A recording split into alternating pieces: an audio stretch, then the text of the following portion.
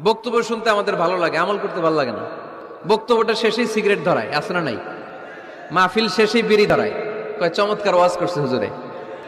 ওয়াজটা সেরকম হয়েছে, অনেক কণ্ঠ সুন্দর হুজুরের। এতদিন ইউটিউবে দেখছি, আজকে সরাসরি দেখাইছি, আছে না নাই? তো কি লাভ হয়েছে? লাভটা হয়েছে কি? এই যে মাহফিল বিড়িটা ধরাইলেন আর গেলেন, কোনো লাভ হয় নাই। এগুলো থেকে বেরিয়ে আসতে হবে। বছরের পর বছর আমাদেরকে শেখানো হয়েছে একভাবে, কেউ এই পরিবর্তনের আওয়াজ তুলে নাই। আওয়াজ আপনাকে তুলতে হবে। বক্তব্য শুনতে আমাদের ভালো লাগে, আমল করতে ভালো লাগে না।